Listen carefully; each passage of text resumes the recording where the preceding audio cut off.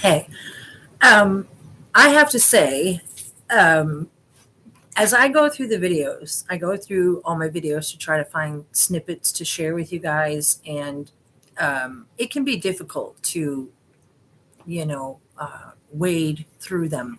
So I figured what I would do tonight, because I noticed that there's a lot of new followers from TikTok and whatever, that I would come and recap the investigation from April 7th to April 21st, just to let you know really kind of how shady things are over at Paisley Park, the other White House. So, welcome, first of all, and I'll try to stay on track, but it doesn't always happen. So, and happy holy days. It's the eighth night of Hanukkah, and I know a lot of people are celebrating Christmas, and it is what it is. I'm chilling in my basement with messy braids and cats and dogs, and that's about it. So, praying a lot. And I figured I would come on here and talk because better than being lonely. Anyhow, you guys, check it out. You know how Paisley Park is in Minneapolis? Think about 33rd degree gematria and how everybody knows that Walt Disney was a 33rd degree Mason. And then so Disney movies, they sell, sex and phallic toys and all kinds of things. So when you think of Mickey and then you think of Minnie, you have to start thinking of Paisley Park as even bigger than Disneyland, even bigger than Dolly World, even bigger than where is it that they go on the National Lampoon's Vacation? It's bigger than all that, you guys. I joke, but it's biblical, huge biblical. The biggest cover up the world is ever going to know, but it was also orchestrated by the creator in a way so that he could expose himself. So, going to try to sell the upside to the sinister things that I heard today and just stick to the facts, ma'am.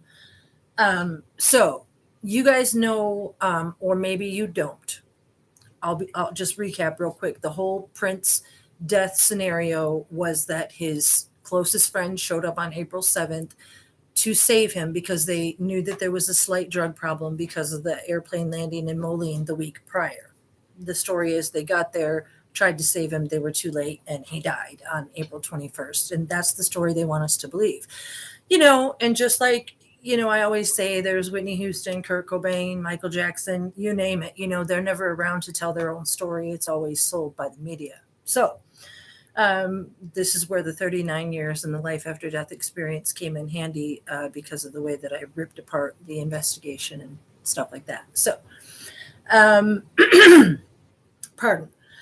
The main dates of the investigation are when I say April 7th, there's April 7th, 14th, and 21st because it's a 3-7 scenario. It has to do with the name King David. So on April 7th, as part of the investigation, there were concerts supposed to be that day, the piano and a microphone concerts, and they were canceled. The fact is, behind the scenes, you guys, what you don't know is that, per the investigation anyway, Kirk and Marone were allegedly seeking out services from Dr. Schulenberg, who they had contacted fall of 2015 to come and help out their boss, Prince. So on April 7th, it is alleged two things. One report is that Dr. Schulenberg went to Paisley Park and did what vitals he could on Prince while he was there. And this was at he said that Kurt contacted him at 5:45 in the morning. He arrived at 6:45. He did what vitals and whatever visitation he could at Paisley Park, but he said he couldn't get fluids. So he acknowledged himself, Dr. Schulenberg, that he transported Prince back to his clinic. But then there's another investigative report where Kirk says he took Prince to Schulenberg. So already there's, discrepancies and they're all over the place. I want to share them with you. So anyway, one way or another, they want us to believe that that Prince was transported to Dr. Schulenberg's office for fluids, vitamin B12 shots, things like that. All superstars get tired. That's what they want us to believe. And the fact is the investigation says they did all that on that day, the 7th, but then the concerts were canceled. So why is that? I'm not going to get into that yet. Then nothing else is really said about the 7th, you guys. Like I said, the main discrepancy is there about who transported who, but there's two investigations when you investigate the reports. There's one that kind of seems to be about Prince Rogers Nelson, who died at the residence and was an unwitnessed death, which I am alleging was a suicide, self-induced fentanyl, 67.8 ncgs per liter of blood. But yet the investigation wants us to believe that it was because he was taking hydrocodone, Vicodin, laced with fentanyl. But you guys, the fact of the matter is there was no hydrocodone prescribed in the investigation, because on the 14th, which is the next day of the investigation. So they don't tell us anything. You read the whole report, canceled the concerts on the 7th, then they go to the 14th. Well, I happen to know from reading that Judith Hill reported that Prince contacted her the night before, which would be the 13th, and asked her if she wanted to come out to his concert. And she said yes. So they arranged for some flights. She said it was a private jet, blah, blah, blah. What's important about that is that they were using an airport in Bloomington, Minnesota. So I'm just going in my brain here, you guys. But anyway, so the night before the Atlanta concerts on the 14th, Judith Hill is flown in. And then she alleges that on the 14th, that Prince picked her up in the car. And then they went to the airport, and then they flew to the Fox Theater. She gives the whole story, and I give it on the Judith, Hannah, and Josh witness video that's on here. So I don't want to get too far into that. But my point is, on the 14th, pardon me. Oh, that's when the jet landed in Moline, you guys. There was big discrepancies. I've already reported on. The media just says that Prince overdosed, had to be revived by Narcan, and that was it. I mean, that was it. That's all we ever heard. But when you get into the investigation, you guys, you find out, and I've disclosed that there were several plane landings in Moline. And I will tell you why. I try to go slow because there's so much information in my head that I don't want to get ahead of myself. So on the 14th, the media, when you open up People magazine, they say that Kirk called up Dr. Schulenberg to get pain medication for Prince for his hip. Okay. The reason I said back is because in the reports, Dr. Schulenberg writes and testifies to the fact that Kirk called, but he wrote in his files that it was for back pain, and that he even went over back pain alarm symptoms with him on the phone and wrote a prescription for Percocet that Kirk could pick up that day in person. And he only did that because he had been his doctor for 16 plus years and he had never asked for it before. He put all those notes in the file. So the media tells us that Prince was very private. So Kirk got the pain medication in his name for him. Now, remember this, the pain medication that Kirk got from Dr. Schulenberg is Percocet. Yet the whole investigation file is sold on the fact that he was taking hydrocodone laced with fentanyl. Okay. So there's another gigantic lie. And I'm going to stay on track. So even if you believe the lie that Kirk got the medication in his name and, it's all peachy, you guys, Kirk's phone records, when you get into the investigation, the investigators say that his phone records had to be deciphered because they were in UTC time, Universal Time, which was 5 hours. So if his phone records said that he was contacting Dr. Schulenberg at, say, 1 o'clock, that it was actually 5 hours earlier in Minnesota, because he was using one of those phones with the GPS interchangeable SIM card or whatever it is, flying between Canada back and forth to get Renville, Wellington, and who knows, probably drugs. But anyway, so the whole fact that the investigation file gives us these phone records that are alleging that Kirk contacted Dr. Schulenberg and got the prescription written at 1:30, they don't tell you about the UTC records, so that he would be actually contacting him in the morning, which is a great deal different, you guys. And with all the private planes and everything that he's calling. And again, go watch the individual Moline videos and stuff for details. I can't go too far off on that. The telecommunications on Kirk's phone records are pretty telling, to say the least. And there are 2 jets, at least. There are 2 landings. I think the way that Judith Hill describes it, I think that the prince, one of the princes, you guys, died on the plane. It seems like, because the way she describes this prince person digging in the black bag and then coming back, sitting down across from her, and then this water bottle falling between the legs, and then she describes this death. And again, I describe it in the Judith Hill witness statements, verbatim.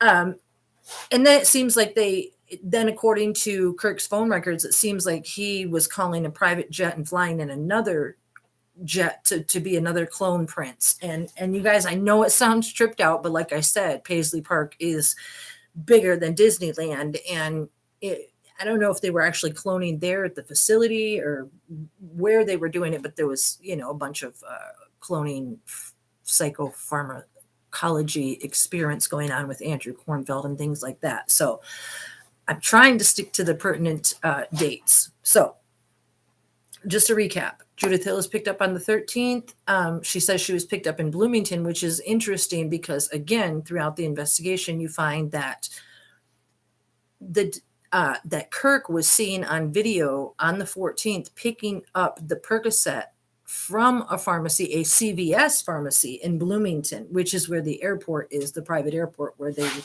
be using. So that would make sense. But when she says that Prince picked her up, then again, Kirk was playing one of the princes too. You guys have to realize there's a lot of people playing Prince. There just is. It's a wild and crazy setup they got over there. It's like I always say, if you watch Point Break and, they wear the dead president masks. Over at Paisley Park, they wear a lot of masks too. And it's pretty wild. So anyway, on the 14th, they want us to believe that Prince went and had one of his best concerts ever in Atlanta. And then, as reported, the plane left Atlanta and then made an emergency landing in Moline. And then the media reports that same plane, left Moline and got back to Paisley Park at 12:45 that same morning, which would have been the 15th. However, if you watch the other videos, or I'll tell you now, we know from Judith Hill's testimony and all the other testimony that there was actually 2 concerts at the Fox Theater that night, and that the second concert didn't even start until 10:30. So there's no way the plane could have left.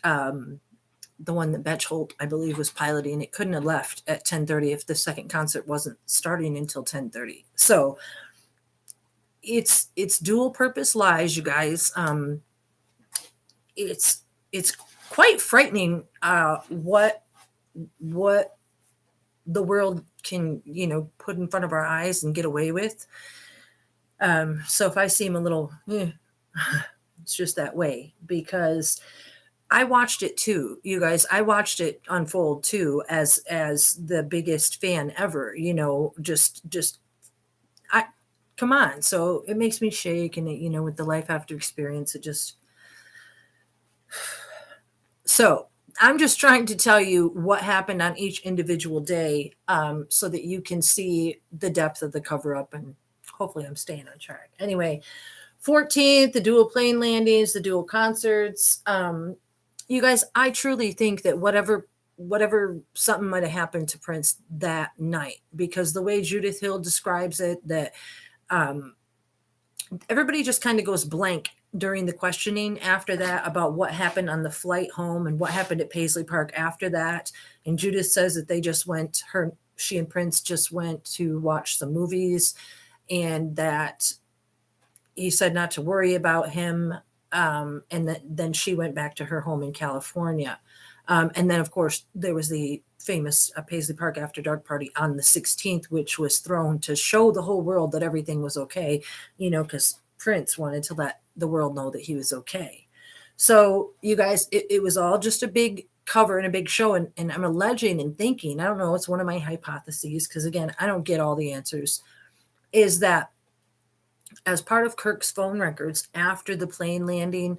And I'm really skimming here, you guys. There's a lot of things in between, like how when Kirk is contacting Kim Pratt, she said it was 5 o'clock in the morning when she was contacted, and not 1 o'clock, which was when the plane went down about 1:17 or whatever. Kim had said that she was contacted at 5 in the morning. So it seems to me there was some withholding of information between Kirk and Kim. There's a lot of minute details that, again, I'm straying from the path of the 7th and 14th, the 21st, and I don't want to do that. But so if the plane went down, and then in Kirk's phone records, you guys, after that, you see him contacting the freight company, the Bronco Trucking Company, where he, I'm assuming it was him, got the, I showed pictures on my hashtag Funky Even When We Ain't Facebook site of the refrigerated carrier truck that's attached to the back of Paisley Park. Bronco Logistics Trucking Services was contacted 14th, 15th in there. And then you see that carrier truck that could hold a refrigerated body, you know, if somebody were to have died, and then you wanted to set up a scene for the next week, which was the 21st. Which was, again, why the pictures could have looked so morbid. And I get really in detail about the investigation there with the new position video about Prince exposed. So go watch that. But it was staged, you guys. It was all staged to cover up what I believe was a suicide, because, and I know that's a bold statement, and I've said it before, and people don't want to, think it or swallow it. But it was what I talked about with the creator in my life after life. And again, it had to do with, I really can't explain it, you guys. I don't want to go too far into that. I want to stick to this real quick, but just chose a different way for this scenario. And so the cover up, the NWO, KKK, Illuminati, Pope cover up situation, because that's what Paisley Park is, you guys. It's, like I said, it's Mickey and Minnie. It's the cover up, and the reason it looked so squeaky clean from the outside is because of the depth of the filth on the inside. All that glitters ain't gold. Remember the lyrics, you guys. Everybody wants to sell what's already been sold. Everybody wants to tell what's already been told. And this cover up / exposure was put into place so that the world could find out who he is. So anyway, we're told that on the morning of the 21st that Andrew Marone and Kirk arrive, and from the plane landing the week before, they were concerned about Prince's health, even though Kirk went and got Percocet allegedly for Prince. He was concerned about his health the week after. So they arrive allegedly around 9 o'clock. But again, if you watch the trailer that I have on here, you find out that all those times are wrong, and that Kirk was there and made phone calls at 7:49 a.m. and 7:51 a.m. And then, in fact, took a text from Schulenberg at 8:15 a.m. in which he said, "I'm here with Prince, waiting for him to wake up to give him something to take the edge off." So we know that he was with him prior to that. And that the scenario of the 911 call coming in at 9:43 and then being pronounced dead at 10:07, it was just a setup. The body was stiff when it was being moved. And again, I get into these in their detailed videos, but what they did was they thought that they could make a cover up, you guys. And what they really wanted to do, and why, everybody asks why. Because when you understand the depth of the MK Ultra programming process, the Monarch Butterfly programming, of which we are all programmed in some way. And I think when I was in my life after life, that part of the bargaining or part of whatever happened there was that my programming was either broken and then reinforced in a different way by the creator, because he, like Adam and Eve, allowed me to glimpse knowledge, and he showed me the things that he saw before time and up to now and beyond. Even though I can't always get it together, I'm not professing to be, whatever. It's just, it's very hard to describe otherworldly things. It's a little bit uncomfortable, but because again, I don't get to know everything, and I try to piece together all of the research in the 39 years and the knowledge with my life after life and my prayer time and, my visions and things. And putting it all together isn't always easy, and getting it out of my mouth to you is even harder. So if you hang in there with my ramblings, I appreciate it. You will too eventually. You guys, I say all that because, what's the point of the Illuminati making Prince Rogers Nelson want to disappear? You know what I mean? It's because, as I've come to tell you, that he showed me in my life after life that he's the creator, and the prince that we knew, the Prince Rogers Nelson, was just an image, like a golden calf image, that he was all things and is all things. And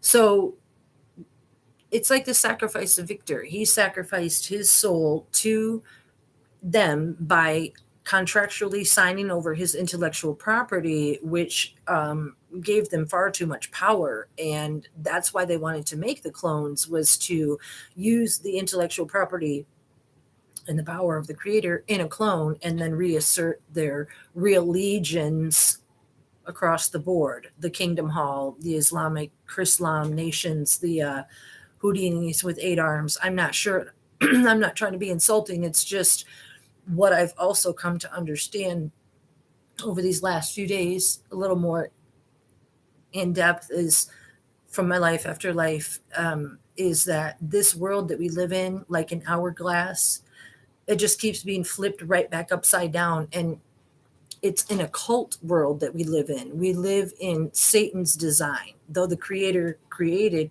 and continuously creates somehow, some way, through the intellectual contract slavery, sexual slavery. It gave them power or something. And so this realm of John 3:16, real legions, scenario is false, and it's actually occult Satanism. It just is. And I know a lot of people, it's like that one dude that has the Muppets, and the guy goes, shoo, jalapeno. Some of you know what I'm talking about. Right over some people's heads. But I'm telling you, it's true. When I stood in my life after life, and the creator showed me how paranormal and holographic and usable all of us human beings are, like, programmable, in good and bad ways, but we're not we're not the top of the food chain like a lot of people's egos allow them to believe that they are. And your vessel, your soul, your intellectual property, you can either allow it to be used for good purposes or bad purposes. But anyway, you guys, it is that deep. It just is. It's why he wrote the slave on the face, and mixed in with the slave, it actually says sex slave. And you guys, that is because this is really important. It doesn't have to do with sex. I mean, I want to tell you guys something about meditation and something about the creator real quick, if you would allow me.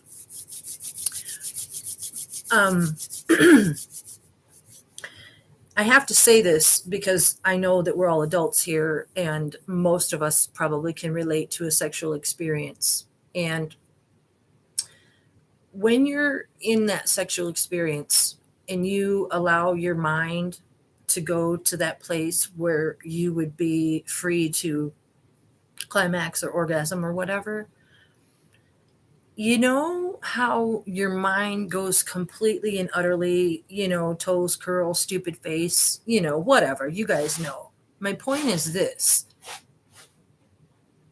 that mind space that you're in without, and this is important, without the physical sexual response, the body response, I'm talking about the mind. Have an orgasm with your mind without the physical.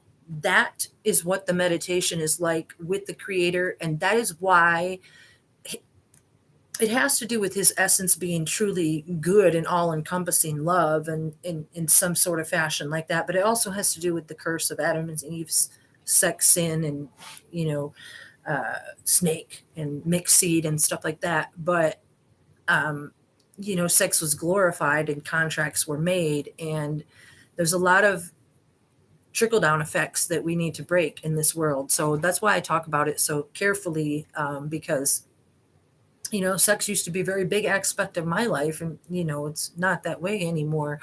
And I'm not trying to shame anybody or anything like that. I was trying to tell you something good about meditation, because it's very important that you understand that that's why they had these parties at Paisley Park. That's why that Van Jones and Phaedra Ellis Lampkins and Diane Frappier and Rhonda Trotter and all of them people, and they were having the cash parties. They were trying to have them in Chicago. That's why they had clones. It was all about the money. And then they would all come in the house and take ecstasy.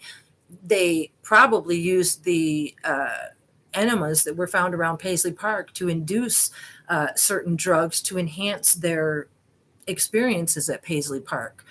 And even during, I believe it's Jim Olson's press conference, he jokes about the Paisley Park parties. And that little man, I just want to take his cheeks and shake him as hard as I possibly can with his rubber face. Anyway, I know it's a trip what I'm saying, but you know what? We're all adults here, and you guys know by listening to the music, if you're a fan and you've listened, you don't get taken on journeys like that by any human mind.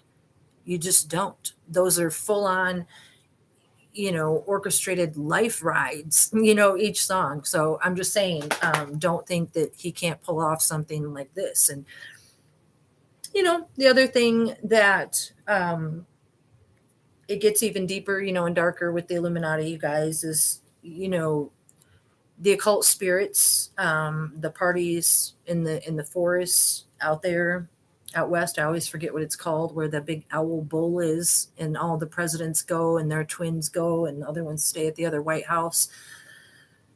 Our world is when I was in my afterlife, and the Creator showed me just how dark and upside down our world is. I said it before, and I'm going to say it again. I said that. I'm going to tell the whole world. I won't let anybody be deceived any more than they possibly have to be. I just won't. I don't care.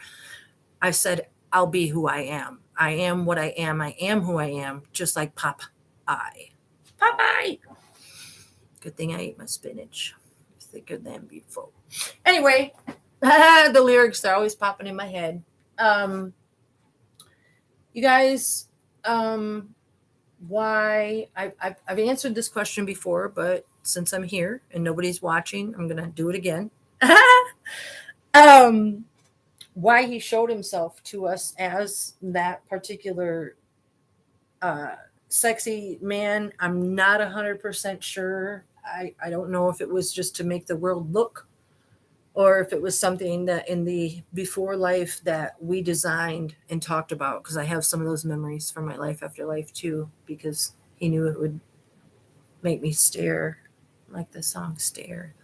Make the whole world stare, not just me, but I can only speak from my own experience.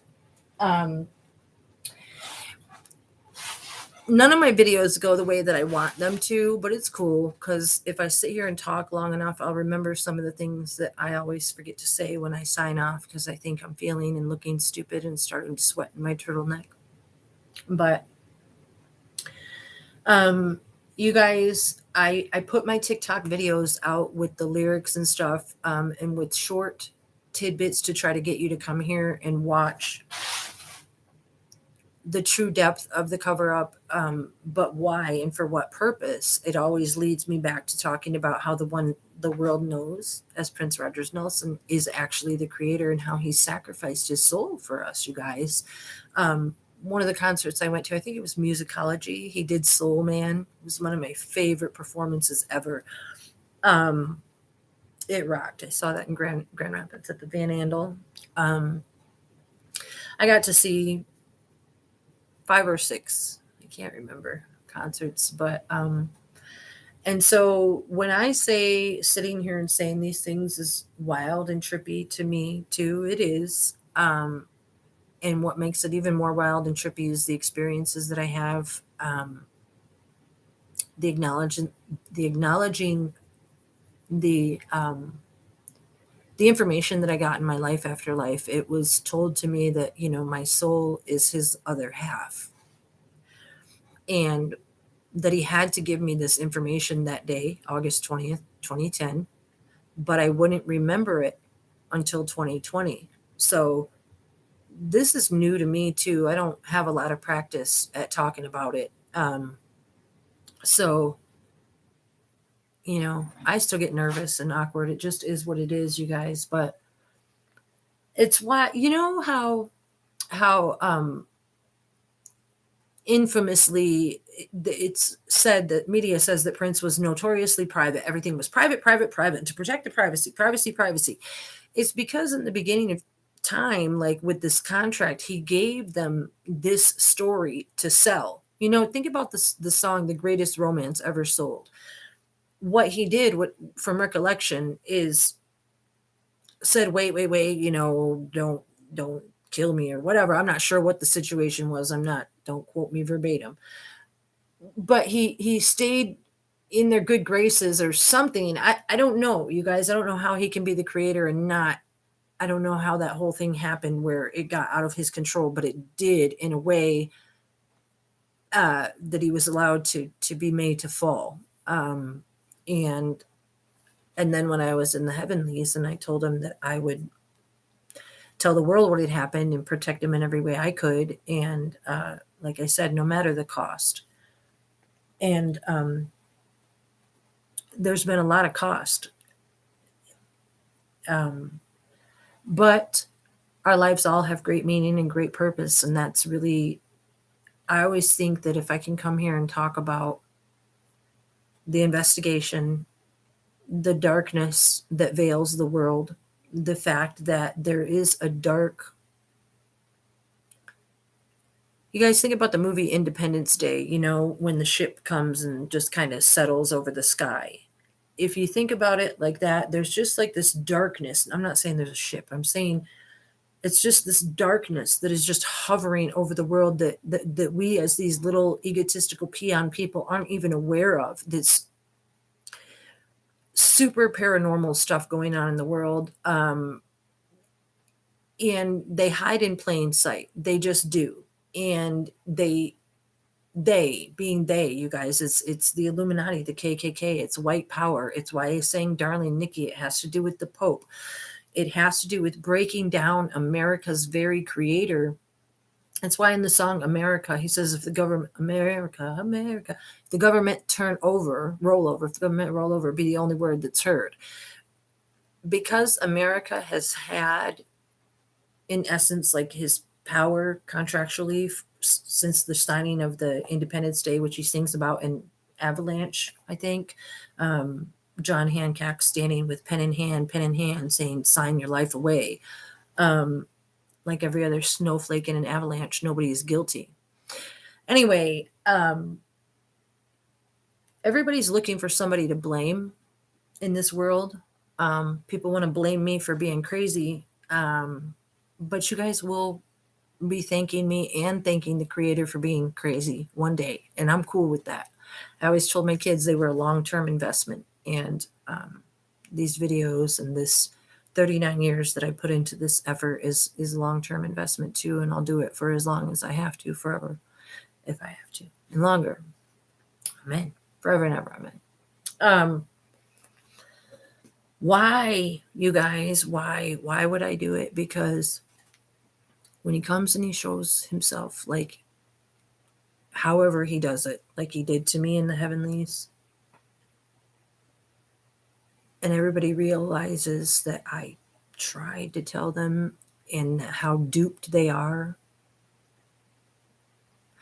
I don't want you guys to be embarrassed. I don't want your souls, like, how do I mean? When I was in my life after life and I had the honor of the creator showing me all these things of this kind of upside down backwards nightmare world that we live in, I was told personally that my soul was somehow, as Eve or something, exiled from this other place of this knowledge. And then when I died, it gave me back the knowledge or something. It would have been too much for me to carry my whole life. And that's why I didn't remember it until 2020. See, I already forgot my point. Maybe it was something I wasn't supposed to say. You guys, this ish is hard for me. It is. It's hard to come on here and say that, when I stood in my life after life, the creator told me that I was going to be like, I don't know, introducing him to the world and like helping to save the world, or like souls, not the world, not like a movie. I'm just saying, like, to save souls or to try to. It's a big deal, but that's what I'm trying to do. I'm trying to tell you guys the awkward truth. And what I meant to say was, at least I had him telling me that in the heavenlies. And now you just have my crazy ass sitting here talking to you. And I know it's not fair, but if you realize what a great soul I have, you guys, just, I put everything into everything that I do. There's no quitting. There's no half baked. There's no, oh, it's too embarrassing. There's no, if you go and you watch the video Temptation, that's embarrassing.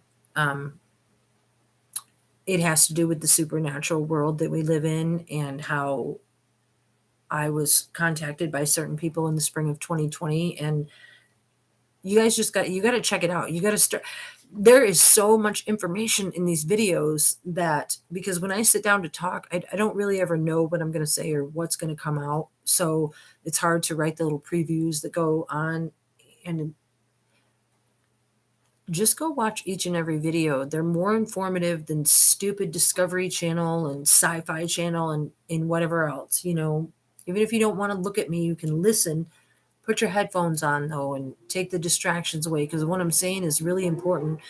And I want you to get to know the creator by listening to the lyrics, by understanding how prophetic and profound, how biblical they are. They're like scripture. That's how I found God. And that's how I found, like, listened it for 39 years. And it'll help you get to know him, as that. And that's why I put the short ones on TikTok and stuff. And I want you guys to know the love that I have inside, because as I sit here on this evening of December 25th, for years, as a mother of 4 and grandmother of 9, ranging 13 through 1, I've spent all my holidays and everything making theirs the best that I could. And I don't do Christmas anymore, obviously. Today's Christmas and the 8th day of Hanukkah. And one of my daughters is in Arizona, one is in Howard City, one is in Grand Rapids, and my son is across town. I didn't see any of them today. I spend my time in the investigation, meditating, like I told you, getting to know the creator, trying to do what he wants me to do, listening to my Rabbi Rav Jor. You guys, I didn't just find some new fandangled Judaism and trying to be somebody I'm not. It's not that, you guys. It was just throughout my quest for God in the tree of life, and just it led me towards Judaism. And so I didn't convert or anything like that. It's just I always felt a certain connect with that, and I never knew why. I still don't know if that's what I am. It has maybe something to do with the lineages, but I'm not sure, because if you guys know me, I always said, people said, what's your nationality? And I always say a mutt. So, but I do want to tell you something for realsies. My Rabbi Rev Drawer, when I was experiencing my awakening in the spring of 2020, and the creator had told me things, excuse me, let me backtrack. In 2010, in my life after life, the creator had told me as Prince that he was going to come to me later on in 2020. I didn't remember it until he did, but that he was going to come to me later on and tell me these things, or that I would remember them. And like I said, you remember how I said we're all programmable? Um, People talk about telepathy and voices and whatever. Some people don't think it's crazy, but it's because it's not an audible voice. It's just a knowing. It's an inner knowing that I attached myself to from a child, from an abused, small, curled up child sleeping in the crack of two beds pushed together because she was frightened for her life. I learned to call out to the creator, and then I listened, and we made a pathway, an inner knowing. And so when I had all these things happen to me, I kind of just knew that it was him talking to me, but I just didn't remember my life after life experience, which put the Prince Rogers image face on it as one of the images that he presented to the world, because of the whole world wanting to have a golden idol, and not really look for God, the true maker and master of the universe. They just want to go with the whole John 3:16 spiel, which is a cult. It's Satanism, you guys. And that's why that's why business is big in the United States. I know a lot of people don't want to hear that, and it doesn't make you a bad person for saying the words, or even for calling me names for saying it. It just is the truth, and something that I said I put my life on the line to tell the world and to protect the world, so that when you pass on into the life after life, and they say, oh, you're a sinner and you're this and you're that, and you're being judged for professing on a false idol, which is the John 3:16, and you say, oh, but that's what you were teaching to the world.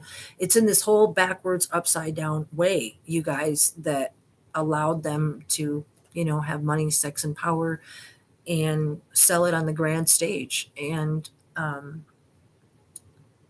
then have cult and a cult, which is MK Ultra, MK Alt, cult, the cult of personality, like that rock and roll song. Um, in fact, all singers, uh, well, not all of them, because not all music is the same, but the majority of singers that I grew up on, and that was like 50s music through, now they're like prophetic. The lyrics taught me tons about the world and about what is. So what I mean to say is I forgot what I was saying. I wanted to say that when I woke up in the spring of 2020, the creator had told me that I would be hearing from him in a different way, and that he would teach me and train me the way that he always had my entire life. I wrote down the name Rav Drawer, and I didn't know where it came from. I was like, what is this? And so then I went to YouTube and I Googled the name Rav Drawer, and I put it in, and I found Rav Drawer Moshe Kashuto. And I've been with him for over about 2 years now. I go to these Hebrew classes online, and he does them live all the time. I post them all over my Facebook. And you guys, I always say this: just because somebody looks different with a beard or has a slightly different accent, you got to listen to him, because I've learned so much about the creator and about the time before time, and even just, it's amazing the way that they don't, real Judaism, real Hebrew people, they don't believe in Jesus. And it's these books that he writes, they're really simple and easy to read. This one's called Return to Your Root. It's on Amazon, you guys. It's not really inexpensive, like, I don't know, less than $10.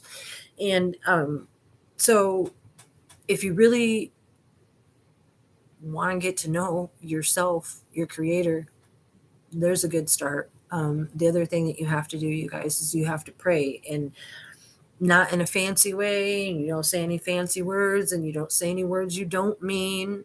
You just have to talk to him like your best friend, because maybe to some people that sounds kind of hard, but to me, I never had anybody to talk to. Like, I just didn't.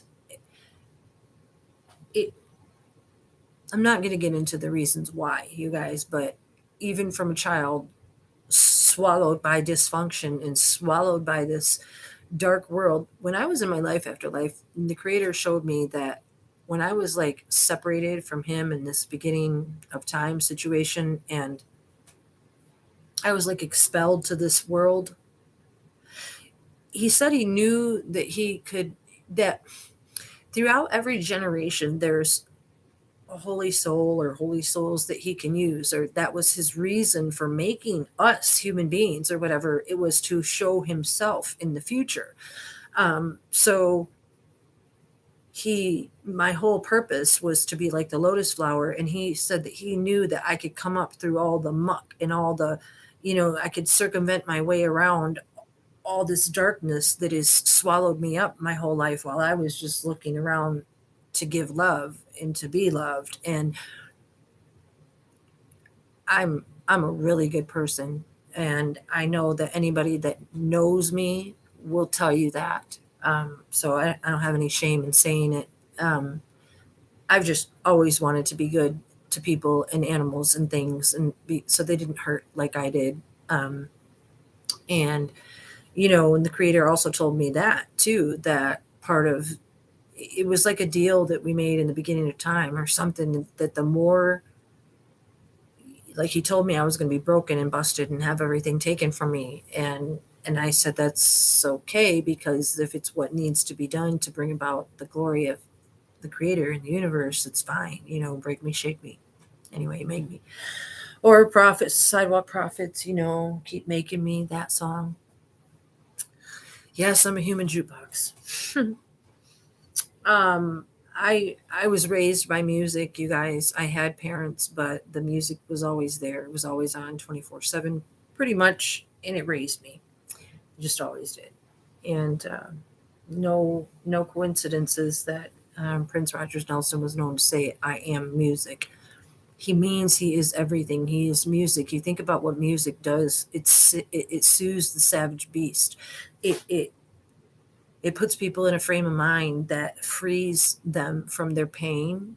It makes them dance. It makes them happy. People celebrated at weddings. King David, back in biblical times with the clap back, it's why Prince was always singing with, getting people to shout back, like during the Love Sexy concerts and that, because when you reaffirm the words back and forth, then, love is God, God is love. And he was always trying to teach, always.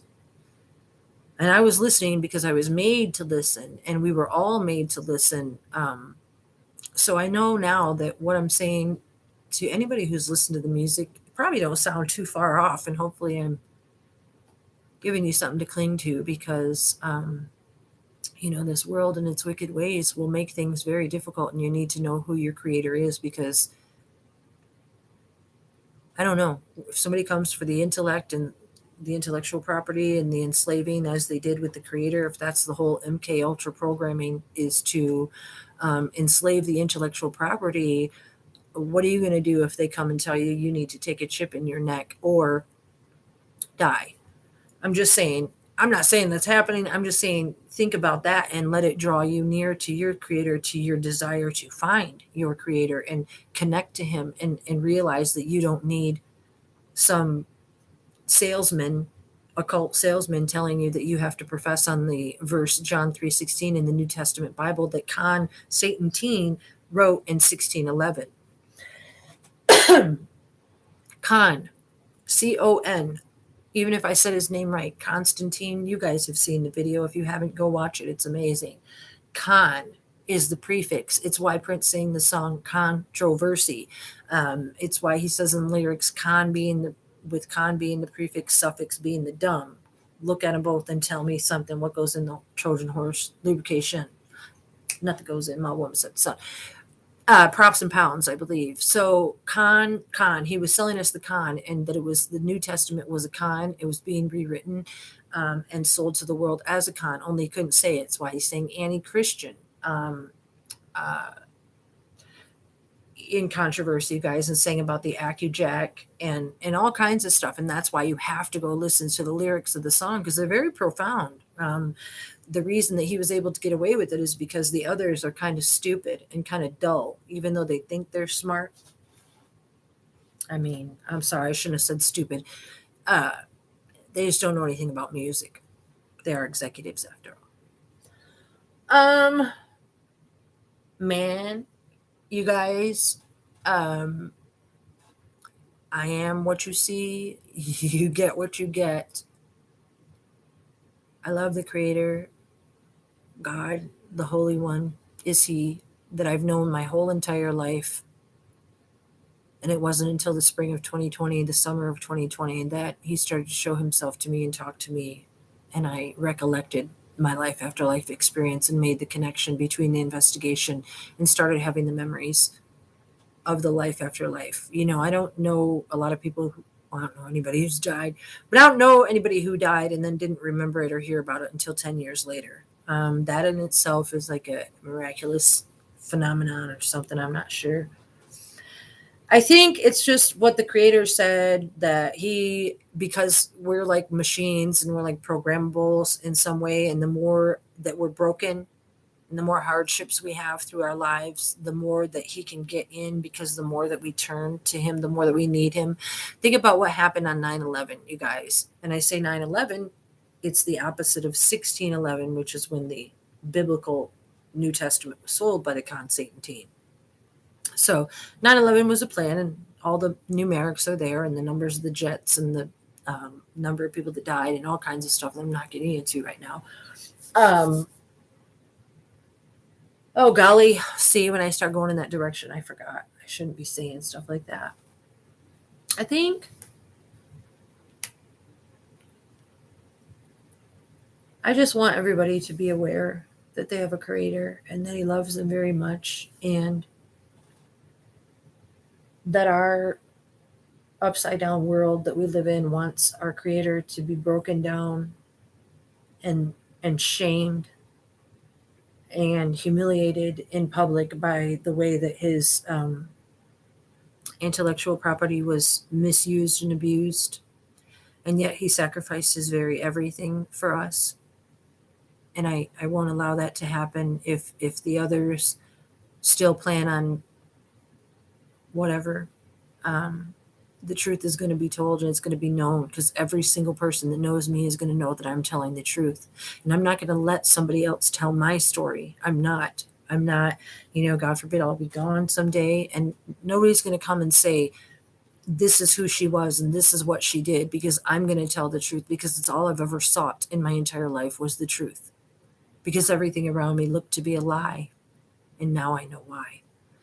I'm just trying to help you guys. God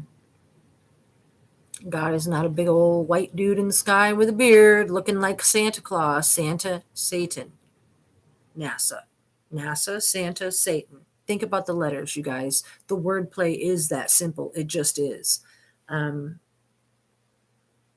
They have a plan, an agenda. They think that we're a bunch of dummies, sheeps, counting sheeps. Sleepy sheeps, time to wake up! I love you. That's why I'm here, but my mouth is super dry and I gotta go. I love you guys. Thanks for popping in and popping out. Unless you watch the whole videos, it'll never make sense. I just want you to talk to Him like your best friend. I want you to get to know Him so that you're not too embarrassed when He shows Himself. No matter what you do, you're going to be embarrassed. But,